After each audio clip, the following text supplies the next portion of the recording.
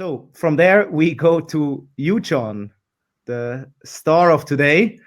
Um, can you introduce yourself quickly? Who are you? What are you doing? What are your plans? Well, yeah. So I'll give you my 20-second skinny. So I've worked in digital for just over 25 years now. Pre-web, that's my claim to fame. Back at HyperCard, and then for those who remember it, Philips Laserdisc, which are these like 12-inch CDs built on HyperCard. And yeah, I built and designed because there wasn't like roles at the very beginning of the web. Some of the first websites, like the very first website for Wimbledon, the first website for like Cadbury's, and there's a whole list of them when people didn't even know what the web was. Right. Quite frankly, everyone was making it up. And since then, I've worked in a whole suite of mainly in the agency side, but I've had some client roles as well. I think it's important to sort of understand and just appreciate what goes on in businesses. And some of them, have been some pretty large agencies like Tribal and Accenture. And I've worked with a whole range of clients that in the UK, probably one of the biggest retailers that did a digital transformation project is Argos. And I was leading the experience team on that. And then I spent nearly 3 years working for Volkswagen at an agency. And for the last sort of 3 years, I've been a consultant. So I've worked in teams and on my own, and for a whole suite of kind of different clients, but always in that kind of UX space. And the last year, I don't know why, I must be crazy. I spent a big chunk of time in the end writing a book on service design and participation. And I'm just starting to share some of it now with the community. I don't have a master plan for world domination. not quite yet, anyway. Not yet, exactly. Yes. Yeah, actually, that's how we got to the chair in the first place, because you've been kind of taking some time out to write the book. So if you would have to, we talked a bit about this beforehand. So you go in the book, you go into a lot of different topics. What would be kind of your pitch of the book itself, like what the topic is about, and then we can from there kind of dive deeper? Well, I think the main thing is around the role of a collection of people.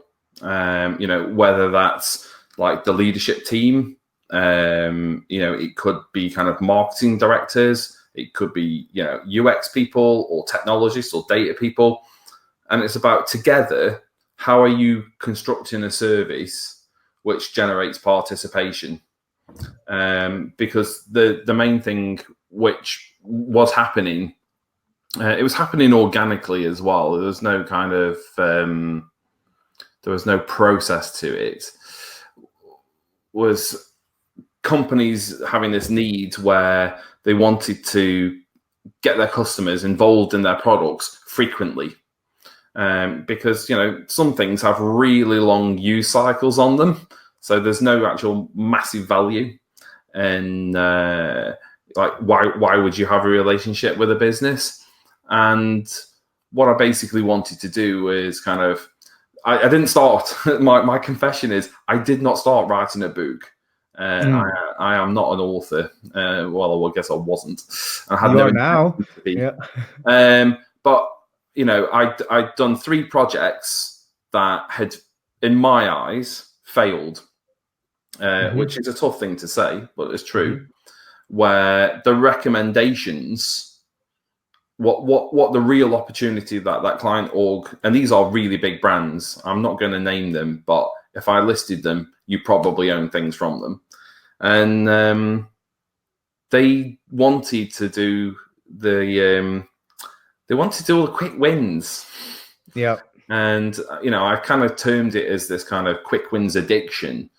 Businesses are so focused on kind of, generating revenue immediately that even when faced with, here's this kind of large list of opportunities, and this is why these things are the right things to do, they kind of discount the kind of mid to long term, only focusing on the short term and only looking at revenue.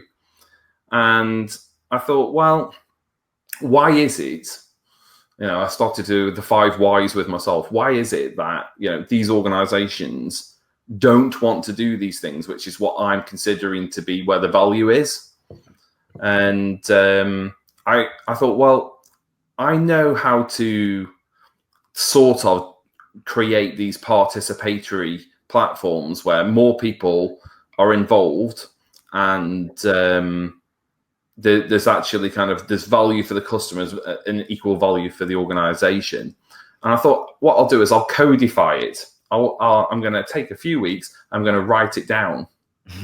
And it proved to be nothing more than a labor of love, because it was near impossible writing it down, because it was this kind of like scene inside the Matrix. There was just so many kind of moving parts and things that overlap.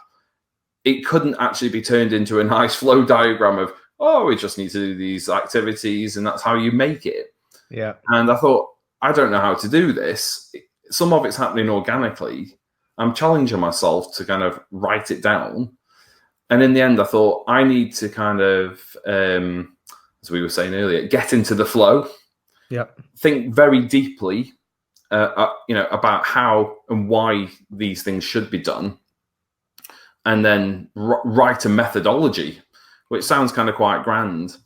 And the more I kind of started, unpicking that subject matter, I guess the more complex it became. And in the end, I thought, I'm going to use the channel, the format of a book to help me explore like how this thing should actually be kind of put together.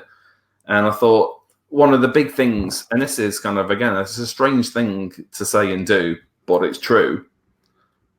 I would normally put a methodology together that has some IP and value to it, and I would sell that as a consulting service. Right. Either direct or, within kind of another consultancy or, agency. And I thought one thing that's happened, and I've observed this kind of increasing over time, a lot of organizations have been insourcing talent. So they don't want someone to come and do it for them. They want to do it themselves. They want this, playbook or kind of practical guide. Yes. So it's like, can you just give us all your 25 years experience, please? And this how you went and figured out this methodology so we can do it ourselves. And I thought it's an interesting dilemma. Do I keep the secret sauce to myself and sort of have this eureka, I've discovered how you do it or how I think it's done? Or do I basically kind of write it down and give it away so people can do it themselves? And over the last kind of 6 to 9 months, I've been working as part of a consortium for Mind, the UK's leading mental health charity, to build out a new platform, which has got a learning algorithm behind it.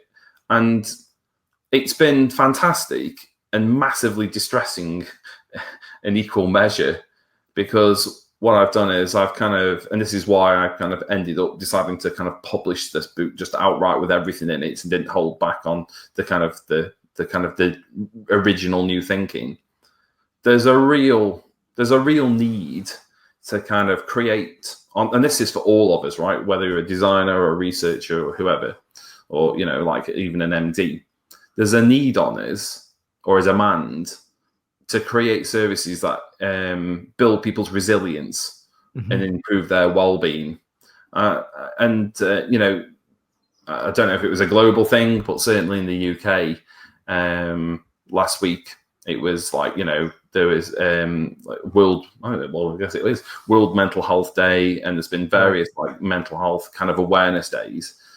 And on one, I think it was last Thursday, you know, it said 1 in 8 of us, and it's on a scale, so, you know, bear that in mind, but 1 in 8 of us at any one time is having some suicidal thoughts.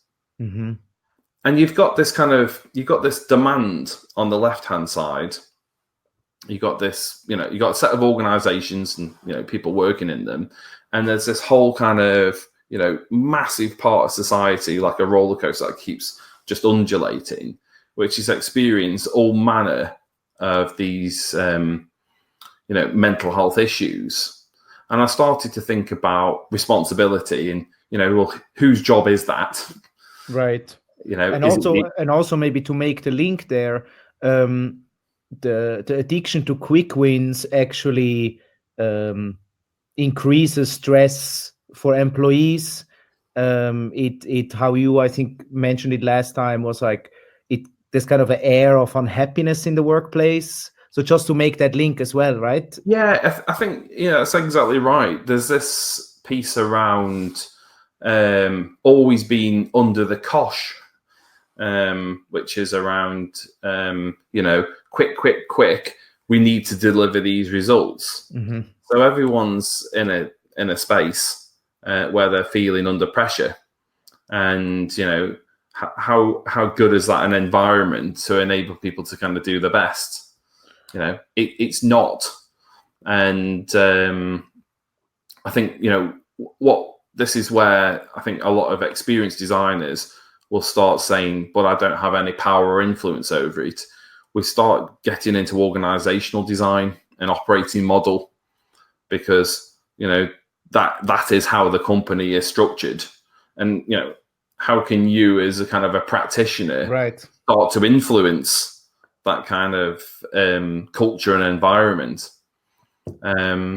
There's always this kind of Venn diagram, and I think, you know, we're going to recognize 2 parts of it, and the third is always in the bin, which is, you know, we've got experience, we have data, and we have this other thing called culture. Mm-hmm. And when people are designing, they've got all this insight. We're a data hungry kind of society. Mm-hmm. We're trying to always deliver these great customer experiences, but the bit which everyone kind of forgets about is, do we have the right culture and set of behaviors to enable those things to be delivered? Mm-hmm. And the answer is, for the most part, no.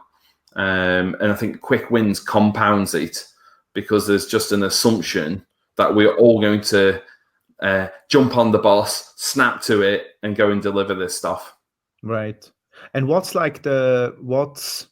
so do you have an example of a culture that inhibits, or let's say who accelerates this kind of like stress and unhappiness in the workplace? And one example how it could look like, maybe one real world example, or one like ideal of how it could look like, before we can maybe go into what we can do as practitioners, as you say, to so improve the situation. I think a real world kind of problematic example is in retail. You know, you've got this often what you call blended retailer approach, which is bricks, clicks, and people. So we've got this large footprint. People's, you know, behaviors have changed over the time, but the retail organizations have done nothing about it. So they've continued to own this physical space, these stores in the same format. And the traditional way of measuring store performance was literally on like kind of per square foot, as in the revenues achieved. Right. So those models are now like looking like these kind of physical spaces are not fit for purpose. Then there's been this kind of almost competitor in the room, which is themselves, where they've been building their own e-commerce functionality. And, you know, those services haven't been integrated in any way to the kind of the real estate. Maybe at best some kind of simplistic click and collect, but actually there's no reason to use that space. And the third part, which has been missed entirely, is the people element, which is, are these people just actually drones at delivering it, and how are they involved in any way at a more kind of social level? The answer is they've not been designed. And I think, we're starting to see all of retail just, come under just more pressure. And what can they do, to kind of shore up the bank? They just have to be kind of doing, and I don't mean this with any disrespect, but they have to be doing more conversion rate optimization. So that kind of the longevity really tightens up into let's run this test. Right. We need to see what, it's all like tiny incremental gains. And that occupies just everyone's bandwidth. So you don't actually have the headspace to do any of the stuff which really matters. And, I think we're going to just continue to see retail, going down. And I don't know who. There's certainly no brands that kind of really come to mind that I would kind of point to and say, well, they've got the blueprint correct and are absolutely killing it. I think people are starting to try, but we can argue, is it kind of too late? Maybe kind of on like brands that are more positive at trying to build out, community, but still commercial organizations. I think, you've got brands like Rafa, because what they recognized is they are as powerful as their community is passionate about that kind of, interest. And, they've monetized it in a particularly good way, but I think they've still been very genuine to their like manifesto or mission. And, that kind of clarity of strategy is probably why, brands like them are actually, performing really well, right? Versus the kind of traditional retail brands, which are, just tanking. And then, so have you seen, or let's say if we take your model or your framework into consideration, what does a healthy culture look like? Well, I think, there's a whole series, and this is probably the important thing.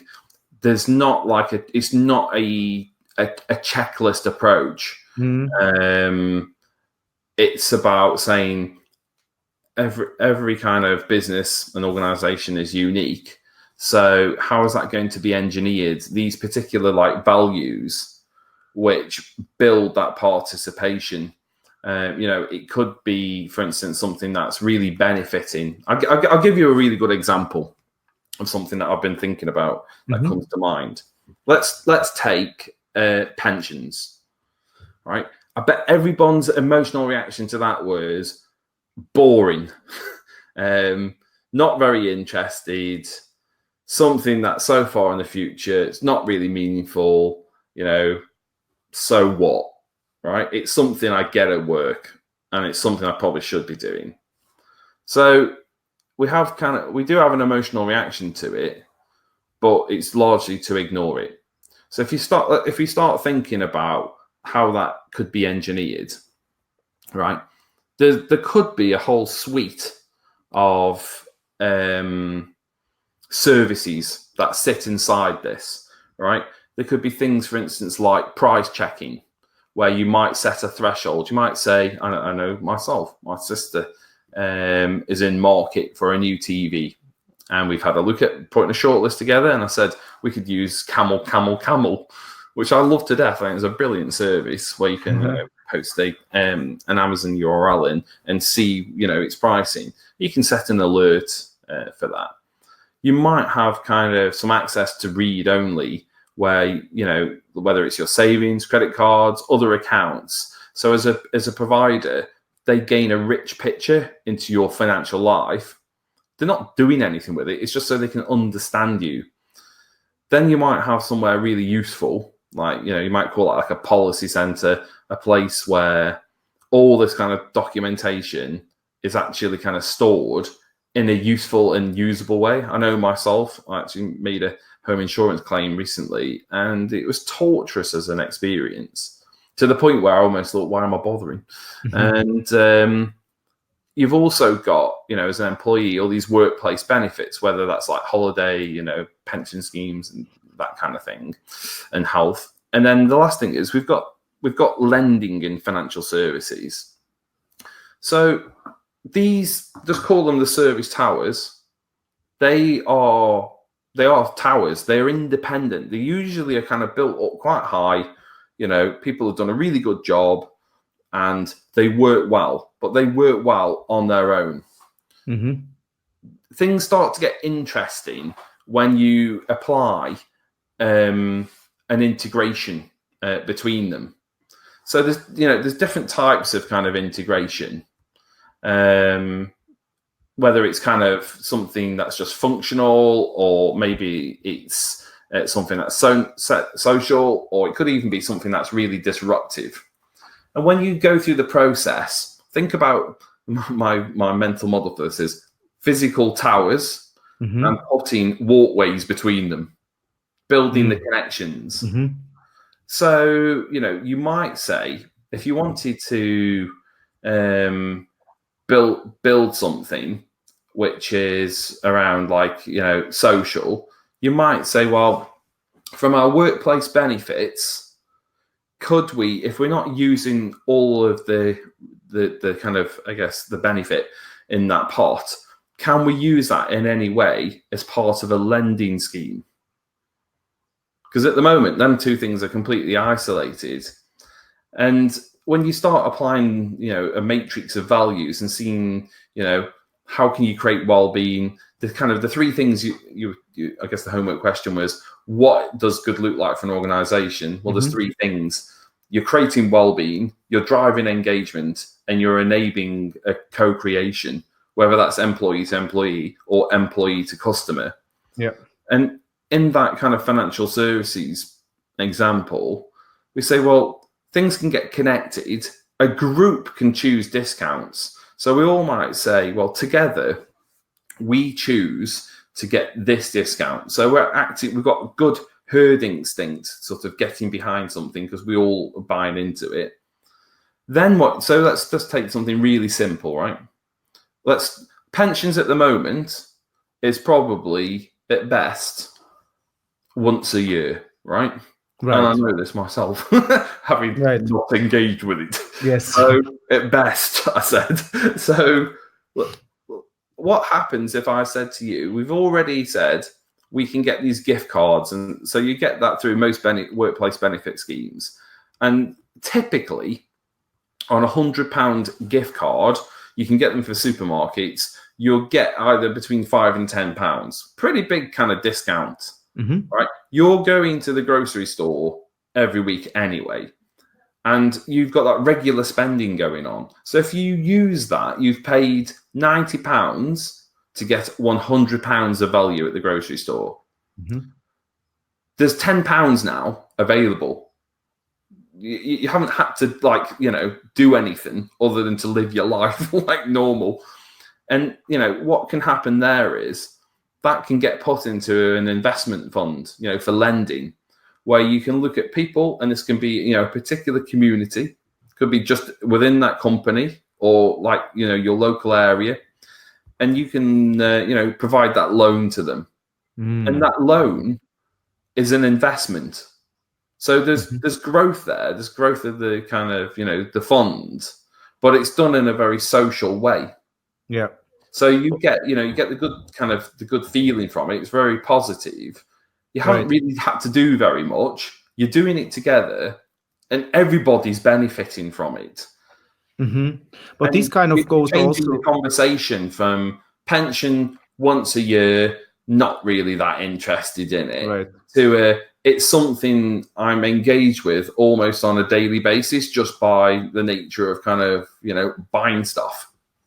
Right. I think this also goes into, that a lot of companies and individuals as well, they're not really thinking about these kind of service or service connections, because they also might not maybe take up the responsibility of that it could be their task to change or create these services.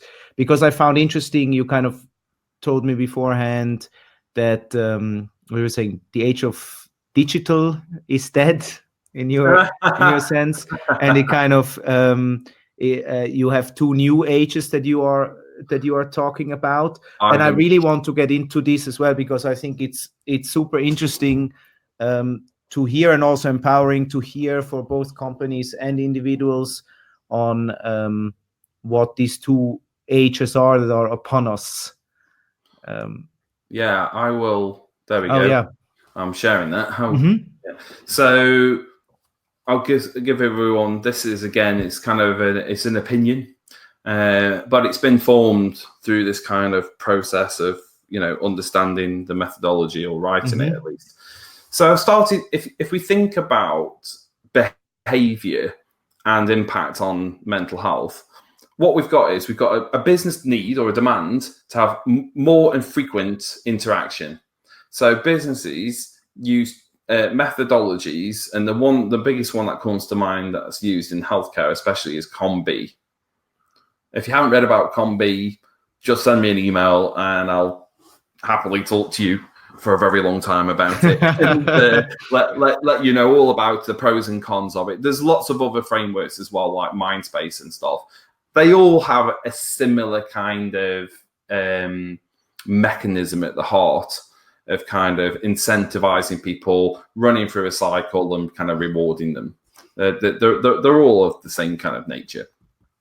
But what's happening is people, a lot of these things, and because of the technology platform and the operating system, we're able to deploy ECRM. And that can be a push notification, or it could be an email. Everything doesn't revolve around notifications, but it's some form of alert, some kind of trigger. It is being kind of put there to get you to respond in some way.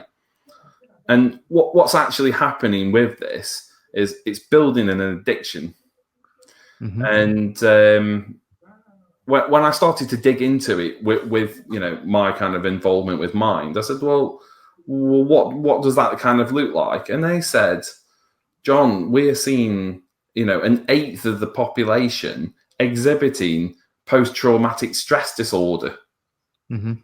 But these people haven't been in like warfare.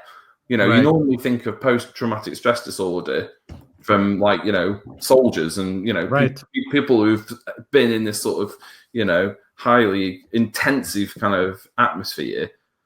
It's the kind of the neurochemical effect of seeing when someone's liked or commented on a post, whether it's in Facebook or Twitter or whatever. We're all kind of building this anxiety, this massive anxiety. Which has resulted in businesses actually trying to kind of get us to do more and more frequently. And I think, even this week, I do see leaders acknowledging in it finally that these things are bad, because that's what it's resulting in. I don't know how many people have installed the new OS X Catalina. Yeah, the first thing that it kind of asks you to set up is managing your kind of usage analytics, because they recognize that being addicted to the black mirror, whether it's that size or this size, is irrelevant. It is actually damaging to us massively, and businesses have been responsible in driving that. So I've started to kind of forecast this. You can see on this kind of bottom curve. We'll call it the age of digital. I think we've gone through the crest. We all know like Moore's law is starting to kind of break down. And we're now on the decline, where people are going to start playing a more and more active role themselves and businesses in managing that responsible use of digital in the widest sense. And I started to think about, in terms of participation and whose job is it? I thought we're actually on this trajectory at the moment, and this is not meant to be political or anything, but we can all see, with many of the world leaders that are there today, we can all have our opinions about them. And, there's other kind of big causes that are going on around sustainability. You know, we've all kind of seen in London and well, everywhere that, you know, you've got movements like Extinction Rebellion, kind of, you know, these are not a few kind of tree huggers who are just kind of, you know, doing a little protest and then no one's actually paying any attention. Right. That this is now about people making the demand actually on these organizations and these governments to take action. We don't want to hear about like what they might do. We want to see what they're going to do. And I think this is starting to kind of grow at you know, a real accelerated pace. And but do you think the companies are actually doing it? Because we talked about quick wins before, which is always this kind of revenue driven mindset, right? And so do you see a real shift in this age of responsibility within the companies towards this age of responsibility, or are you seeing that there's kind of a grassroots pressure from the people kind of situation? Yeah, it's the latter. I think it's coming bottom up. It's from the individuals. I think they're creating the demand, and some organizations, some businesses are starting to think about, you know, what they should do over the token. You know, I mean, I'm sure everyone's seen this, like these token CSR initiatives. I had a meeting the other day in a really large agency, probably one of the most famous names in the world. And they had this one day where this environmental day. And even the planner who I know said, this is just total bullshit. Right. You know, we're not going to change a damn thing. It's just we're ticking the box. We probably made some PR, Instagram posts of us all doing this stuff. You know, aren't we great? And he said, but we're not, right? And actually, the people that work there, the employees, they're taking it really seriously because we all recognize that now is the time for action. Right. And I think, you know, businesses are starting to understand that. But I think the reference is, how do you commercialize it? What is there? Where is there a revenue opportunity? So because businesses are still going to look for that, right? Absolutely. And I mean, in the long term, it's just hard to measure. You have to, you know, this is where you can't be very purist and blinkered and say, well, we've got to do it. We've got no choice. You have a commercial organization that's got some shareholder responsibility, right? Or it's got certainly responsibility to its employees. You know, if that business, like for instance Thomas Cook recently, you know, is mismanaged, you end up with multiple thousands of people affected by poor company behavior. Right. That's the kind of the result of not being responsible. And I think what I would say to people is, or business leaders, if you engineer the kind of the operating model so it is participatory, and you are being responsible in increasing people's well-being, you know, and collaboration, the engagement, this kind of co-creation, then what you're going to do is you're going to build up this kind of you know, pack of trust in the brand, because you are doing the right thing. But actually what you're doing is you're establishing more social connections. And we can all argue how digital has kind of, you know, started to squash that stuff. If we come back to the kind of mental health argument just for a moment, there's three things you can do, right, to increase your resilience and build your you know, well-being. And the best way of thinking about it is, it's a bit like a mobile phone battery. It keeps when you just use it, and even use it a little bit, it depletes. Right. You have to keep charging this stuff up, right? And that's kind of really challenging to do. And there's three ways that you can do that charging. You can either do stuff that's really social, you can do stuff that's really physical, or you can do stuff that's creative.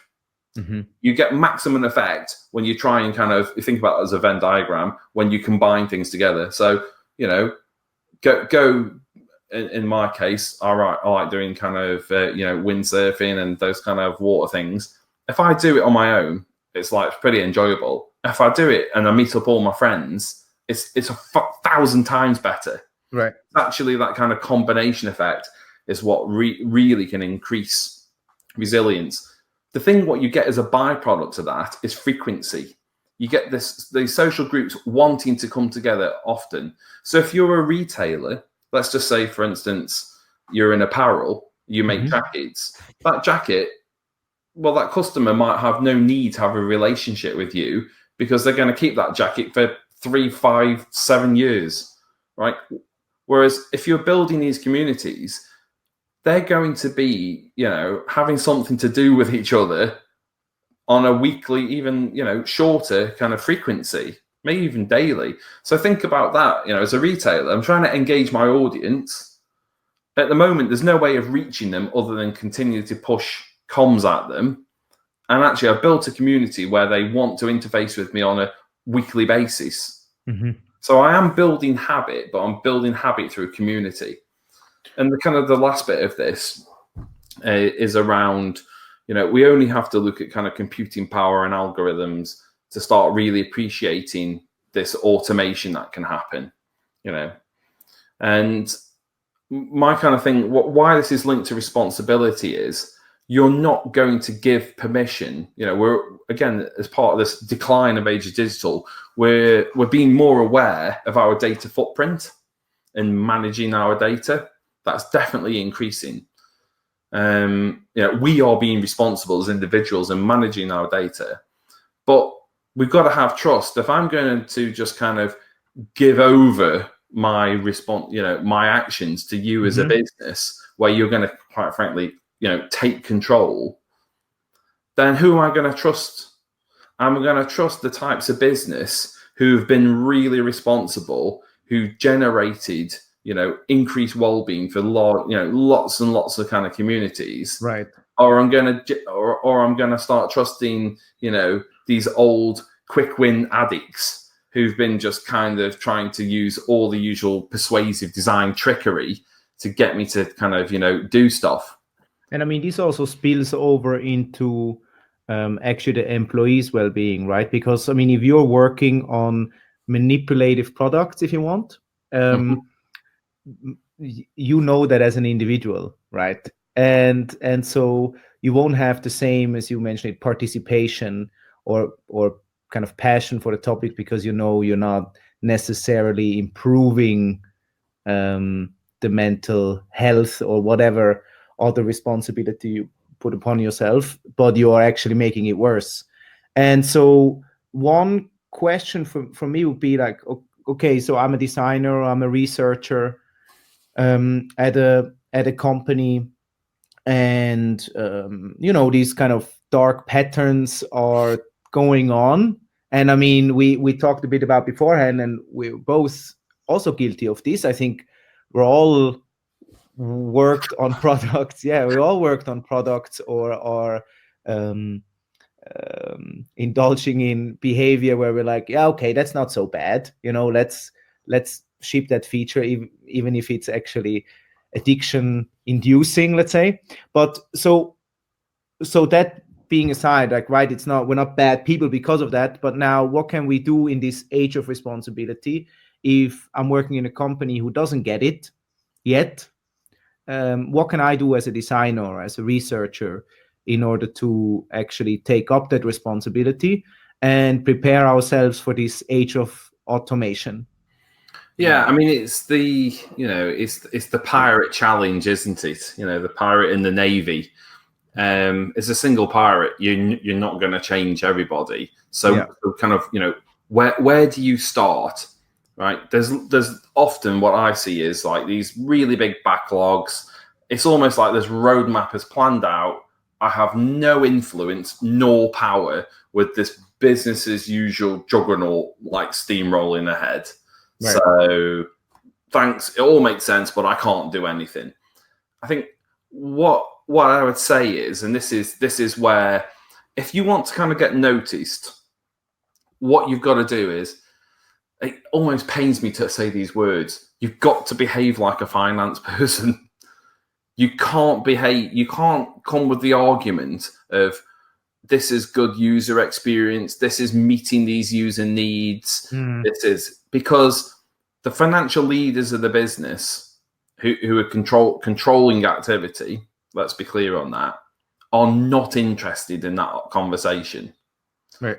The things which get their ears enormously, and if you haven't read it, again, I'm happy to kind of talk to people about it, is if you kind of dig into the detail of what's called CXI, Customer Experience Index, and start looking at like the different types of classification of who's doing things well and what, you'll quickly go, where is there an opportunity? The thing which most companies do is provide somewhere between, well, poor and good at best emotional experiences, right? And there's two kind of big metrics here. This is you now behaving. This is you as a researcher behaving like a financial director, right? Cross-sell and kind of, retention. Let's sell people more things and let's keep them doing it for longer. They're good levers. Well, just to give you a few kind of, a couple of stats. If you're doing your emotional stuff well, you're looking at an impact around 16% on your cross-sell. If you drive excellent emotional experiences, that just rockets up to 82%. And that means more cash in the till. So you can do your job with your head held high and say, well, my job is to develop good experiences. But you're trying to find in that overall customer journey, where are things at the moment? Where are the weeds? Where are the things that are just really crappy, right? And just doing them, knock them out of the park, make them absolutely phenomenal. And they're just individual little things. You're not going to change the operating model of the business. That's just not going to happen, right? But what you can do is you can do that, work with your kind of, data colleagues and get them to measure that, because that becomes this little case study. And you can say, you can go, this goes up the food chain and goes up the food chain very quickly. You can say, I was really worried that we were doing this thing not great. And our current cross-sell, commerce cross-sell was this. So, we went to town on it with a pair of pliers and a blowtorch and we made it absolutely amazing. And now look what we're doing in terms of cross-sell. Yeah. And you'll go, that was one thing, but I can do this 1,000 times over. And just imagine if we got everybody involved in it, what the multiplier effect would be and how we could differentiate our business versus the competitors. When you, with the data, with the evidence of showing them like how, good and high quality emotional design actually brings financial results. Yeah. That's when the board is like, on your side, and it's through doing. Because I think if you go to them saying this is what you want to do, they're just going to ignore you. Yeah, sure. I mean, I think it's one thing that I'm often seeing is that a lot of designers and researchers don't really have a lot of the kind of business acumen, and they're also really convinced that they don't need it. Well, I'll tell you one thing, and I did it intentionally, and it was a baptism of fire. I had a really, fantastic job. I certainly felt like I was on my way up in the Digitas LBI group. I was working with a lot of very passionate people, very, very talented people. And I enjoyed, I would say, without a lie, I enjoyed 99% of my time there. And I left, right? I left at the point where I was going to get another promotion. And you might go, why did I do that? The thing is, we were pitching against these big management consultancy groups, and we were not getting a seat at the top table. And we had a report from a really big client that had all this operating model stuff in it. And we were like, what the hell is a Tom? Like, seriously, other than a guy called Tom, right? It's a target operating model.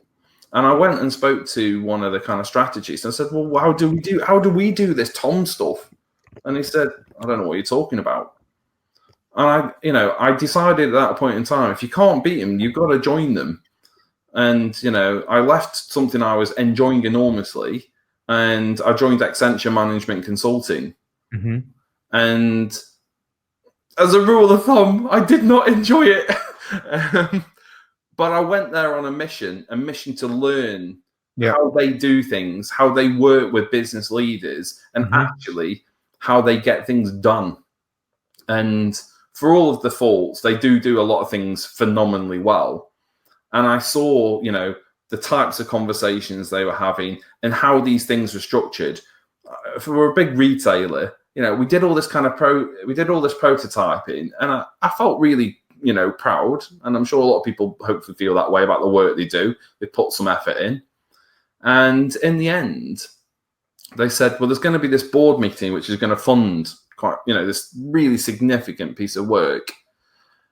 And I said, well, we're going to show this stuff. And they said, no, we're not interested. What we want to know is what is the revenue opportunity of you doing this thing. Right. And they said, the thing which you can do, John, is actually get very passionate about what this customer experience will feel like. And you need to say, this is the actual commercial opportunity of doing it. Right. And instead of the managing partner, I actually did the presentation, bumbling my way through it because I don't have really slick, polished presentation skills. I never have, and I doubt I ever will. It's not something I'm phenomenal at, unfortunately. And you got to know your limits. So I went through this stuff, and the CEO, and this guy had been the CEO of big brands like Best Buy in the States and goodness knows what. He used an expression, and it stuck with me, even though it's a few years ago. He said, we cannot not do this. And I thought, is that a good or a bad thing? Yeah. And he said, go and get on with it now. And afterwards, we talked about it as a team, and they said that literally they'd never seen a board meeting happen like that. There's been normally a lot more discussion and review, and it was that bringing of the kind of the business case with a very clear experience vision. That was what did it. Yeah. And what I would say to everybody is, we all don't need to go and be management consultants. We can stay practitioners, but if you are trying to convince leadership on an experience kind of only conversation, they're not going to give it much attention. Yeah, and I think the term of like they just don't get it doesn't really help either, right? So they do get it. They are running a company. Right. What they're not interested in is the detail. That's your job. Right. Yeah. Actually, in the last conversation we had with Boss Pierce from Skyscanner, he was mentioning something similar, that he always tries to kind of make it a story in a way, but then also have the business aspects inside when he pitches something, and not only how good the experience will be, but actually what the bottom line will say after it's implemented. You've got to come with some ammo. Don't come with what I want to do.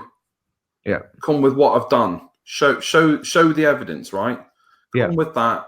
I did this job, and this was the impact on the cross sell. This is how many more people came and completed the sale in our store. What was the result of it? When those people see the evidence, they're really bright people. They just go yes. They don't actually even want to kind of have a long conversation about it. Just go and do it. Right. But if you just come with like that kind of it's the long list approach of going, well, if only we did this stuff. Well, why should they fund that? Because it's all hypothetical. Right. You need to bring the evidence to that conversation. And so how, if I'm a researcher or designer and I'm in a company and I want to kind of improve or take more responsibility for certain issues, is there any I hate to say the word quick wins. Is there any kind of No, do not say the word website? quick wins. Yeah, I don't want to say the word quick wins, even though I did. No, I mean, like, what can I do to have a lot of impact? Because I mean, there's a million things I can work on, right? I mean, do you usually do like audits? That's where to start, right? What's that? The biggest emotional shift. Take something at the moment which is completely crap for the customer, but you've got to measure it, right? You've got to do. I mean, in again, we've got to use the right language here. You've got two states. You've got an as-is state and a to-be state. You need to record all the metrics of what's going on in that as-is state. You need to do the work. You need to show what's going to happen, have a hypothesis in the to-be state, what will happen. Then you find out when you've done it. That's what you've got to do. And that's what you can report back and be like, this was my hypothesis. We believed that this was terrible because of these metrics.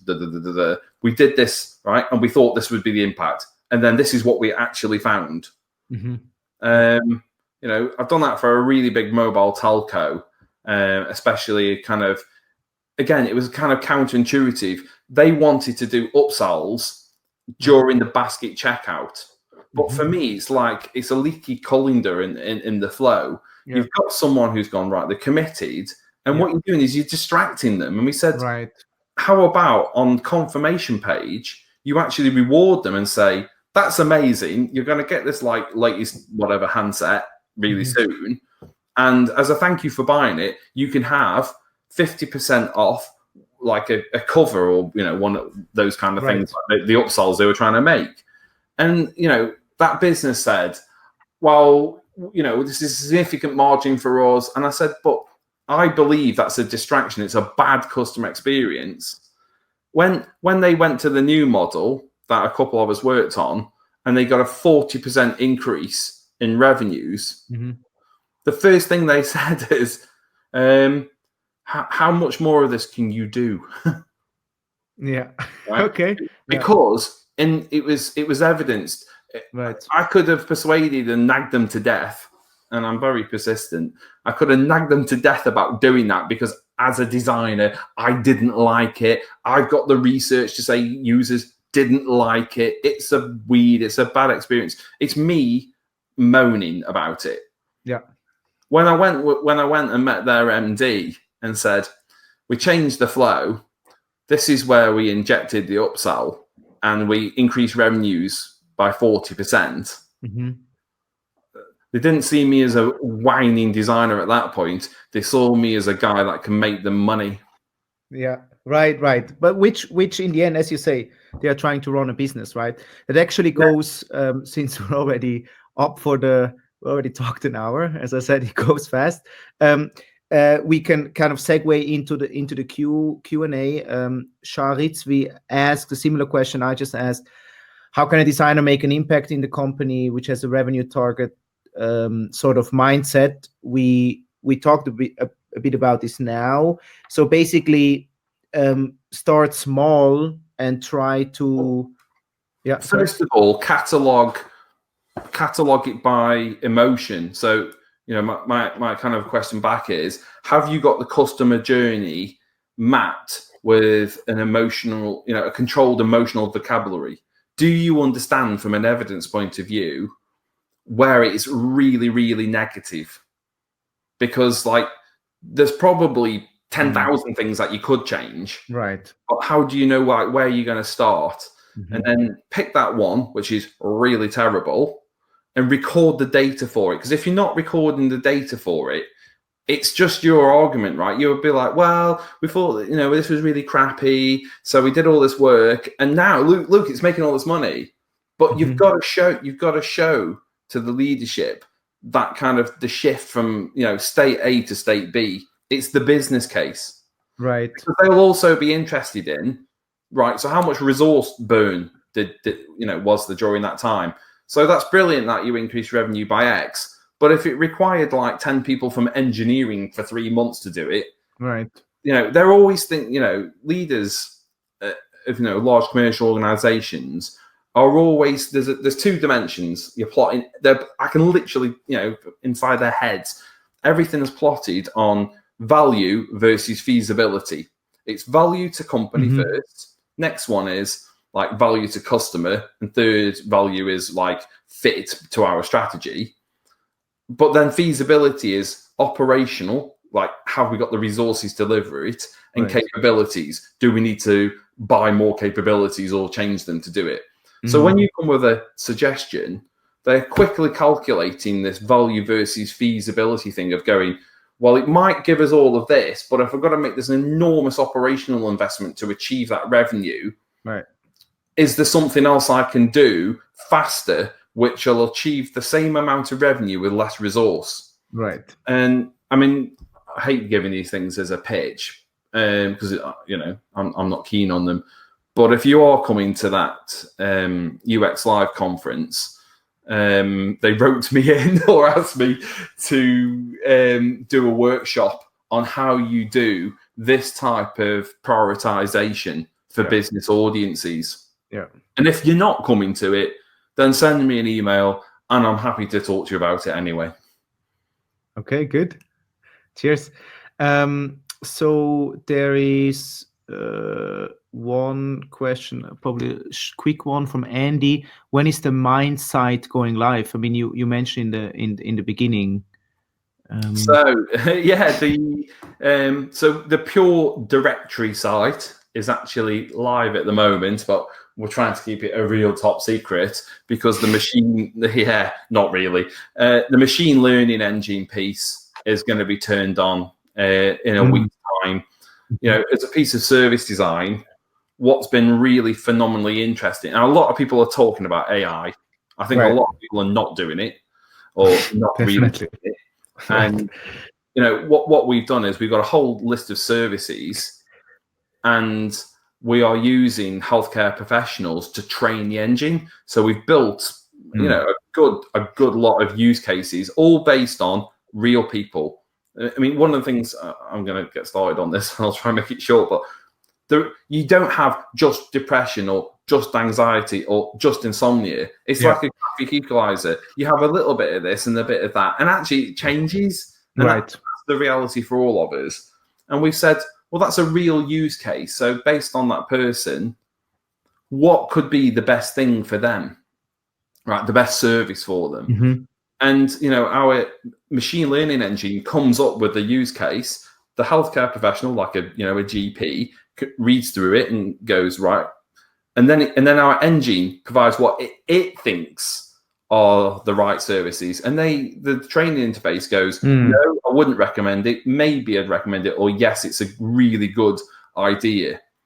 And all of that data is going back into training the actual engine. In terms of this, like we said earlier, or I said a lot earlier about people, right? The technology, and I know it was hard, that the team that did it, right? There's lots of really clever stuff happened. And I don't dispute that. And lots of people thinking and whatever. But actually, the thing which has made a difference is a big community of these healthcare practitioners and professionals who are dedicating time to training the machine. Because that's what's going to make this thing, in my mind, phenomenally powerful. And, there's lots of initiatives in this space, and lots of them are, incredibly well funded.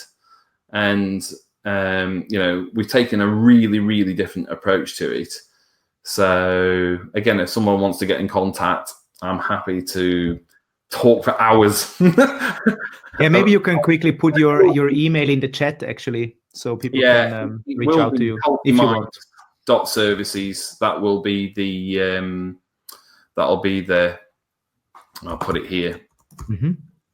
If people, just so people know, I'm happy to do Zoom meetings, and if people have got the same kind of topic thing, what I'll do is I'll just schedule a time that works for most people, and we can have an hour getting into the detail on a framework like ComB or whatever people are interested in. Cool. Andre was asking, and I think it's going to be the last question. We're already a bit over. What do you see as the future of branding in a world where service experience is becoming more and more important? I think we're actually talking about one aspect of it, which I'm seeing a lot. Remember when we talked about everlane.com, like this fashion brand, for example? Transparency, for example, is one trend that I'm seeing in branding. Brands that are going above and beyond in terms of transparency are winning long term. So that's a really good question. Again, it's one I can go into a lot more detail with separately, but my kind of short answer is it's around the use of experience principles, because you can't assume, because a brand has got two parts to it, right? It's got the look and it's got the feel. And what people have historically done is they've always assumed that the look would be there. You have all these visual markers, right? Typefaces, color, whatever. Right. So when people see it, they have this kind of shortcut in the mind to, this is what this company's like, and I subscribe to it or don't. That is going away, because with the new version of branding in my mind is around more collaboration through technology, where you've got APIs. Well, APIs don't have a look. They only have the rational kind of part. So I worked with Asda quite a few years ago, and they've got a really strong culture. And I said, what we need to try and do is understand that culture and codify it as an experience principle. So if we strip away all the green, this thing is going to still feel Asda. Yeah. And in the end, I wrote a particular methodology for that, on how you go from kind of company vision through the brand values, which you have to write a set of experience principles, and then how they're modified to the individual, customer needs or personas. I'm happy to share that. Just get in touch, and I'll send you the framework, and we can talk about it. One interesting thing about branding as well is that because companies are much more visible nowadays, and the going ons inside the companies are much more visible, is that these traditional values that people put up, these like that they put on their website, and the disparity between these values that they put on the website and what's actually going on are more and more visible, right? That's called image wrapper. That's there's kind of this externalized, this is what we say and this is what we do, and then there's this kind of thing around it, which is the reality. Right. And if them two things don't match, then there's no trust. And to bring us, maybe a good fitting end is, let's talk about the age of automation. This where we can say, in only maybe 10 years, 2030, right? We've got such levels of sophistication in technology where lots of menial things, whether it's driving and whatever, grocery stuff, is just taken care of by technology, by machine learning engine. Who is developing their brand, which is going to build that kind of participatory kind of community, which delivers the trust to enable that automation to take place. I think we're kind of at this perfect crossroads as practitioners and businesses. We have a choice. We can continue to, and my wife will kill me with a film reference, but it does feel like, I'll show my age. It feels like the Matrix with the red pill or the blue pill. We can go, we're just going to continue playing the game. Right. Or we can go, no, lots of things are broken and we have to start making these kind of changes over here through action than talking about it. Right. And I think, that's a kind of a fundamental question that you need to ask yourself, because only you can answer it, whether that's something you want to kind of just talk about or it's and look at, or it's something you're going to do. Yeah. Which takes us to the responsibility, right? Yeah. Yeah. Yeah. Be responsible. Beautiful. I think that's a good way to end. We're already 10 minutes over, but that happens on this podcast. So, quick question. Do you have any, I always ask this at the end, do you have any resources that you can particularly recommend for people to kind of look into this more deeply, what we talked about. You sent me a few books beforehand, but maybe you also showed me one beforehand with the pirates. Yeah, I mean, if you want which to might be think interesting, about if you because I want, like people to be pirates inside their company yeah, and take I mean, it's quite responsibility. an old school one, Yeah. and it's when I was working client side. And I'm sure people will recognize this. I felt like I didn't fit in because this was the process and this is the way of doing it, and I'm like, well, that's rubbish. It's called The Pirate Inside, and it just basically talks about how to kind of behave like like you're in the Navy, get things done, but actually to your own agenda. It's quite fun. I mean, other ones that kind of come to mind, if you haven't read it, again, this is back to the consulting and the business speak, you should read Outside In by Forrester. It's not a difficult or horrible, dry business book to read. It's not terrible, torturous in any way. And that, the kind of the Outside In gives you some of the construct about how to talk about experiences creating the kind of commercial value. Oh, thanks to putting on the link. That's wonderful. A couple others that kind of come to mind. And again, something that's a little bit probably different from the things that people are normally looking at. There's a book called High Performance Thinking Skills from SP Reed. And it's got 100 really practical kind of techniques for how you can really challenge. You can use them yourself to really kind of push your thinking to get outside that kind of comfort zone. I think that's fundamentally an absolute brilliant one. And probably the last one, which is something quite practical and full of really just good stuff, is Webs of Influence by Natalie Nahai. And, she's got a lot of things in there around kind of cultural adaptation. And, I think we both subscribe to the same principle of doing things that can help people rather than manipulate them.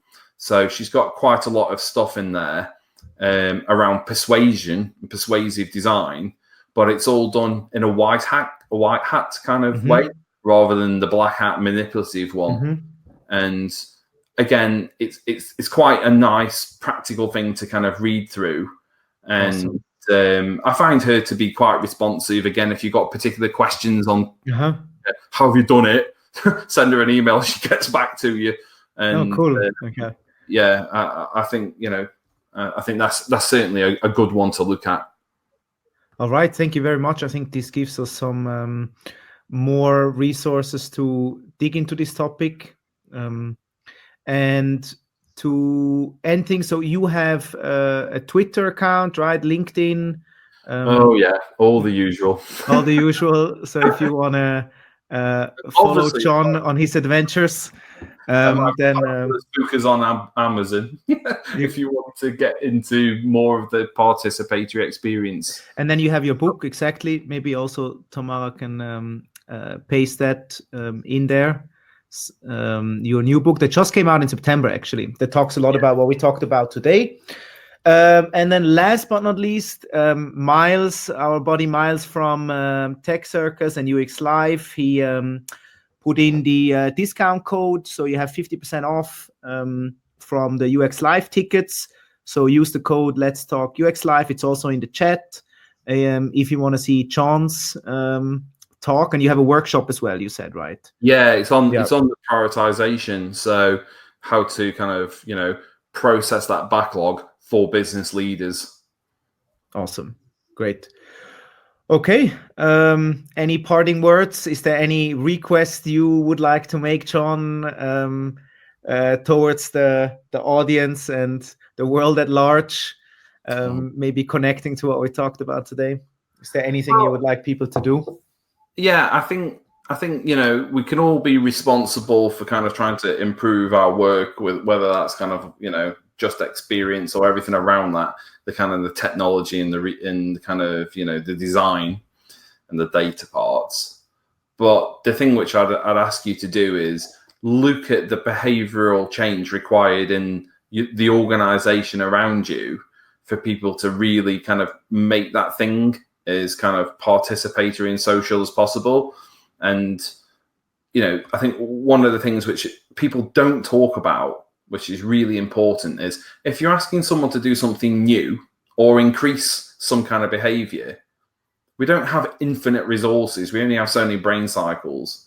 You need to think about like what you're going to do in terms of, declining or lessening something else. You need to kind of have that seesaw effect. Yeah. And don't just kind of pile more tasks on people, because that kind of, it is the quick wins addictive mentality of we just do more, we just do more, we just do more. And that's what, kind of breaks people. And just think about that kind of behavior of what's going to decrease and stop to enable something new to start. Great advice. Thank you very much, John. It was a great conversation, and hope to have you back on another time. Yeah, if anyone's got any more questions, wants things, I'm happy to give it to them. That's fine. Okay, cool. Thank you very much, and have a nice day, everyone. Yeah, cheers. Cheerio. Bye. Cheers. Bye.